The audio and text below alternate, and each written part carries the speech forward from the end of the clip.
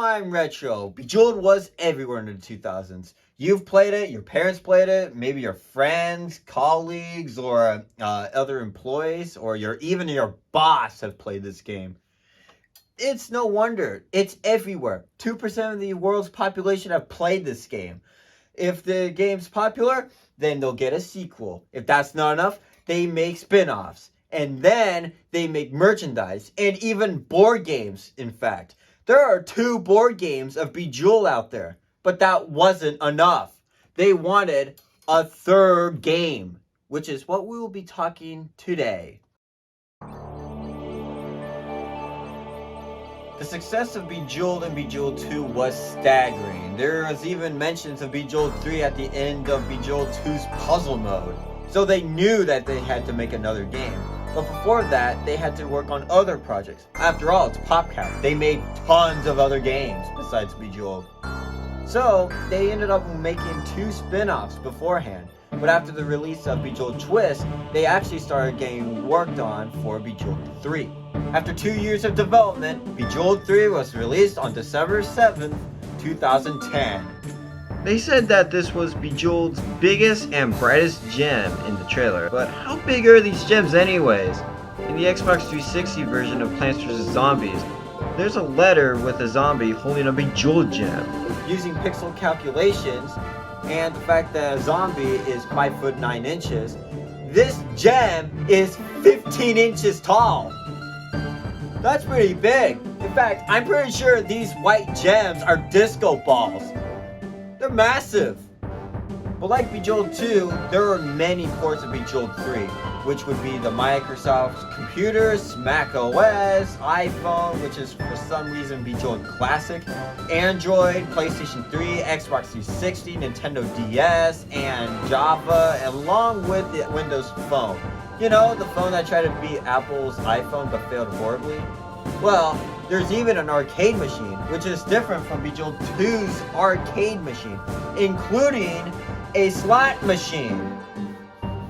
Well, that's one step further. But without all of that, I think it's time to talk about the game, starting with the computer version. You start off with 4 modes: Classic, Zen, Lightning, and Quest. Classic makes a return from the previous 2 games, with you going as far as you can before you run out of moves, or as far as it can go. That would be 2,147,483,647. Why did someone play it that far? Beats me. Oh, and before I go any further, I want to point out something. In the other Bejeweled games, you have to wait for a move to finish in order to continue, but in Bejeweled 3, all hell breaks loose, to which you can move multiple gems at the same time, which makes you able to do things like this, or this, and whatever this is. Seriously, how do these professionals manage to do any of these type of tricks? No, these guys aren't using a mouse. They're using a drawing tablet at this point. This creates a whole new category of players, which I would name them as witchcraft. Zen also makes a return to the series with a new level counter, like Bejeweled 2, but this time it's a necklace, and I have no idea how this works. There are also other features in Zen, like breath modulation,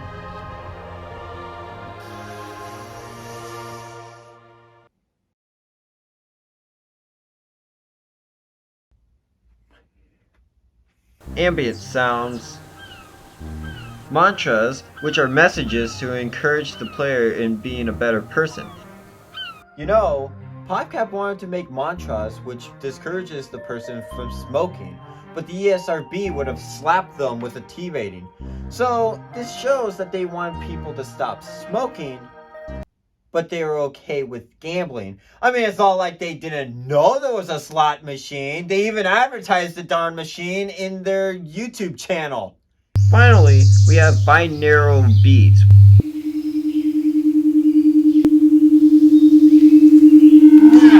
That is obnoxious. That's not going to make me calm. That's going to make me angry. Well, apart from that, Zen is actually way better than all the other modes. It's more smooth, it's relaxing, and there's a bunch of other features that you could try around. But how can I relax if I'm just blowing up gems? I want hard music. Well, I have a treat for you.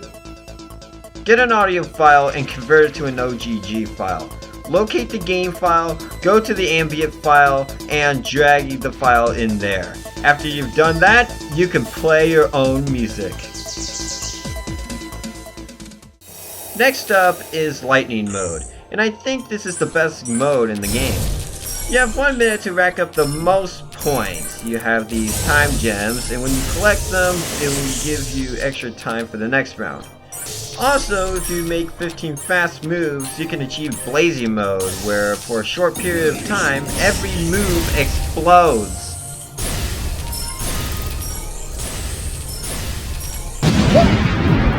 The further you go in the game, the harder it is to gain time gems, and the music gets even faster. The game ends when there's no time left, and there isn't any time for the next round. And lastly, we have Quest Mode. In Quest Mode, there are 5 relics and 8 quests for each. Each quest ranging from the following 12 different modes. Butterflies is where you collect butterfly gems that move upwards every move. Catch them before they reach the top of the board. There's even an endless mode of this challenge, and it can be unlocked by passing level 4 in Zen mode. You know, that's a whole lot easier than Bejeweled 2's 281 levels. Gold mines is where you dig for gold by matching gems next to the dirt to get rid of the said dirt. There is one problem with this game, however. Most of the matches that you make are going to be on the top half of the board, so getting down to the dirt will be taking a long time, almost before the timer runs out. There is an infinite mode of this, and it's unlocked by completing 4 quests. The infinite mode is called Diamond Mine, which can be a reference to the original name of Bejeweled, and this mode is easier because now the dirt is closer to the top. Alchemy is... Hold on, Alchemy? You mean that 2001 game that Popcap made? Well, sort of. Like the game Alchemy, your objective is to turn all the tile spaces to gold by matching gems that go vertical or horizontal to it. Stratomax is such a terrible mode. Your goal is to destroy as many gems as possible before running out of moves. There isn't a lot you can do too, only to hope that you'll be lucky.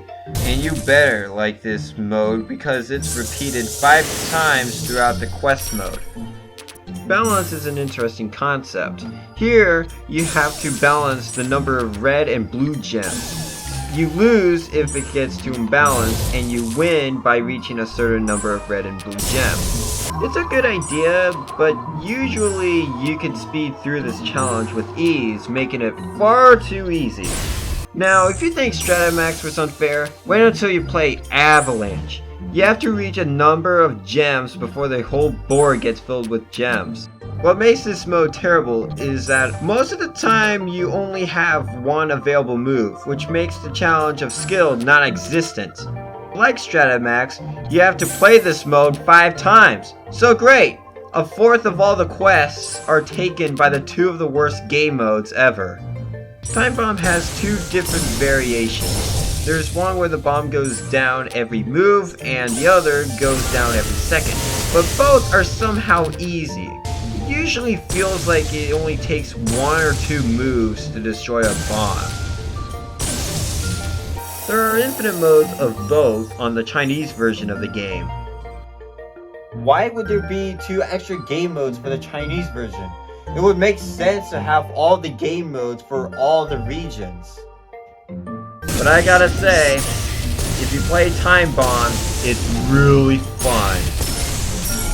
Poker might be the most unique one.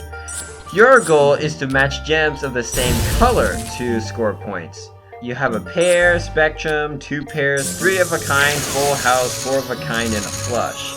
You'll score extra points if you make special gems, and hypercubes will give you question marks. You can play an infinite mode of this by making it to level 5 in classic mode. Ice Storm is a really cool game mode too.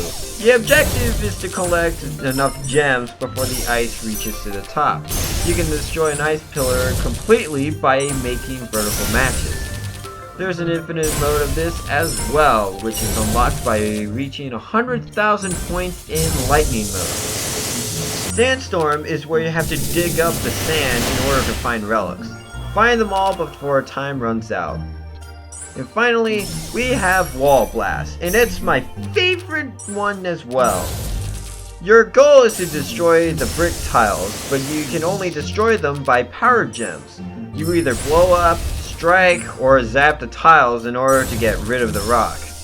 It's a shame that you only play this type of challenge only twice. If you beat all the quests, you get a congratulational cutscene and a 100% symbol on the quest mode. Well, that's Bejeweled 3, but there are also other versions of Bejeweled 3 that I have to talk about, like the Xbox 360 version. Let's play this.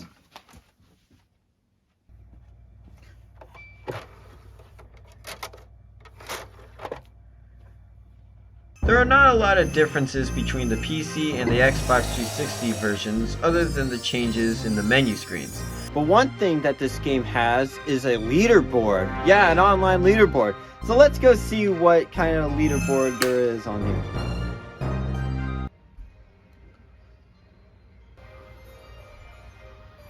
No, that's not possible. How did someone get 133,333,333,333,337 points? If you look at everybody else, they all have the same score. But not only that, how does this guy at level -1? So, the leaderboard is a tad broken, but it doesn't matter. It's all about the gameplay, and let me tell you, it's not good. In order to move around, you have to keep hitting the analog stick, which is slow to manage. Gaining a blazing speed in this game is almost impossible. You have to go all the way to the other side of the map in order to make another match. And at that point, your speed will go all the way down again. It's like using the finger dashboard to play the game. I'd say it has better controls than the Bejeweled 2 ports on the Xbox 360, but only slightly.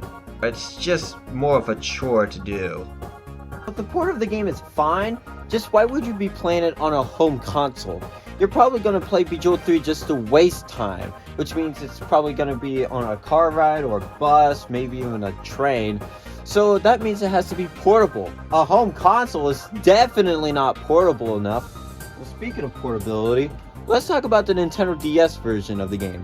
Now, I don't know what happens to the front cover of this, but I do have the game. So that's all that matters. So, without further ado, let's play the game.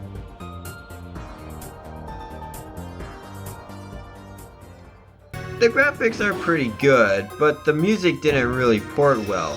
I mean, the Bejeweled Twist version of the game on the DS is actually pretty good music, so what happened here? The game is also slower, but that isn't really a problem. It makes the game easier for modes like Lightning, Diamond Mine, and Ice Cave. In general, the game is pretty good on the DS, to be honest. Maybe the best port due to it being portable. Now this is what Bejeweled 3 should always be about. It's supposed to be something you take along in order to waste time. It's sure, it doesn't have better graphics than a home console, or any version really, but it has what it needs to be a Bejeweled 3 game. Well, that's it for the Nintendo DS, but there's one more system that I want to talk about. The iOS system. For some reason, Bejeweled 3 on iOS is called Bejeweled Classic for no reason. But you know what other mobile game is there of Bejeweled? Bejeweled 2. Back then, it was actually available for the iOS, and it won Best Mobile Game of the Year. The first one. So, let's see if Bejeweled 3 can do the same thing. Well, this game is off for some reason.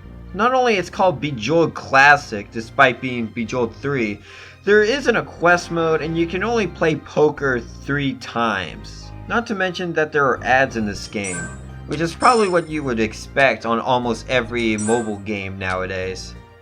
The game functions as it should, but the defects are pretty apparent in this game.